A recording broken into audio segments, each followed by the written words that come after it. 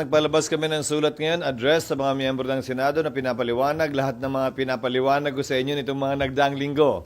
We simply reduced it in writing, informing them, among others, of the position taken by the Senate President as part of my job to take proper order of the subject of impeachment in accordance with our rules right now.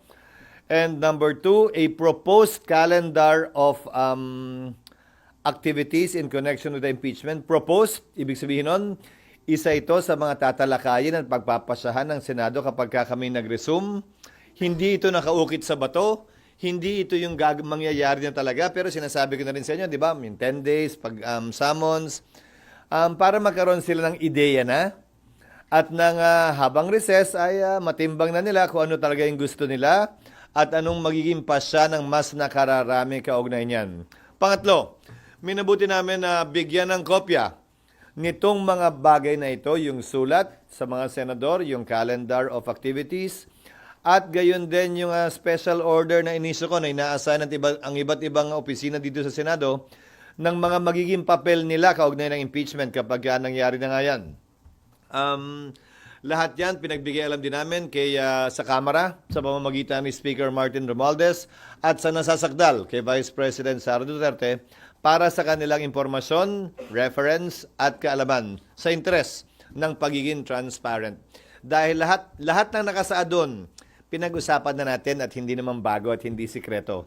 Kaya lang minabuti na namin isulat yon at gawing formal para kung may gustong mag-question, may gustong mag-akyat sa korte, ika nga, edi pwede nilang gawin yan ngayon pa lamang para pag nagsimula ay tuloy-tuloy na talaga.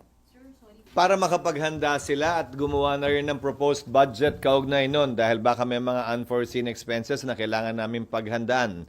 Ulitin ko, bahagi ito ng tinatawag nating quote, taking proper order of the subject of impeachment sa panig at parte ng Senate President na nakasaad, nakapaloob sa Section 1 ng Rules on Impeachment ng Senate. Upang sa gayon ay hindi pa man nagsisimula ang pre-trial o trial, ay buo na at kompleto na ang paghahanda ng Senado para dito.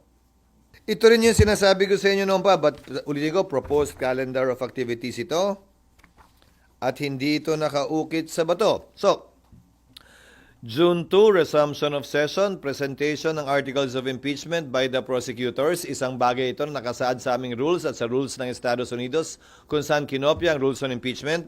In other words, babasahin man lamang yung mga allegations sa plenaryo para formally ay maging parte ng records ng Senado ito. Approval ng rules dapat magawa na rin namin ng June 2. Again, more or less, depende kung gaano kahaba ang debate.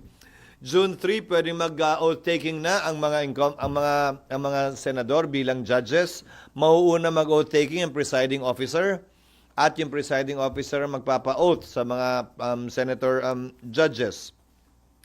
Pwede na rin pagkasunduan doon ang pag-issue ng summons na pwedeng ma-issue by June 4.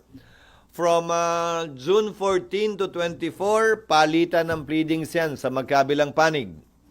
At roughly from June 24 to July 25, yung pre-trial. Dahil sang-ayon sa Rules of Court, kung maalala nyo, sa mahaba natin at ilang ulit ng usapan at kwentuhan tungkol dito, nakalagay sa Rules of Court, dapat iset ang pre-trial not more than 1 month from the time the last pleading is filed by either party.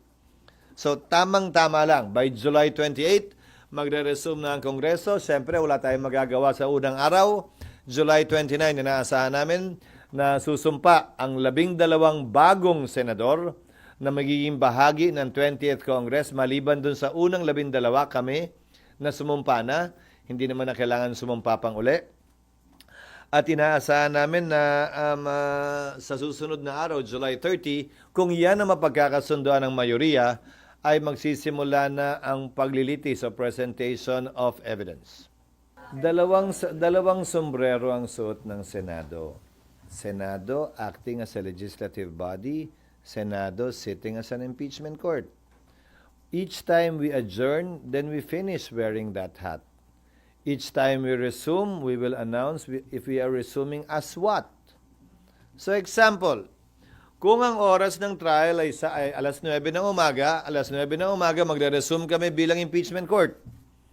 Pag kami magsesesyon naman ng alas 3 at mag-a-adjourn yung impeachment court ng alas 2, edi mag-a-adjourn kami sa impeachment court ng alas 2 at pagdating ng alas 3, magre-resume kami as a Senate deliberating on proposed legislation. Ano yung tanong nyo? Hindi ko maintindihan. Kailan kayo magko-convene? Magko-convene kami twice under the 19th Congress, as I said, and under the 20th Congress. Tutuloy nga to, di ba? Yun yung matagal na natin pinag-uusapan. Mag-o-oath yung mga members ng 19th Congress para magampanan nila yung trabaho kaugnay ng pag-issue ng summons sang ayon sa aming rules. At magpapatuloy yung pre-trial kung yun ang nakasaad nga sa rules namin, yun yung pinapanukala namin na aprubahan ng mayoriya. Tapos sa July 29, mag-o-oath yung 12 bagong senador. July 30, magko-convene yung impeachment court.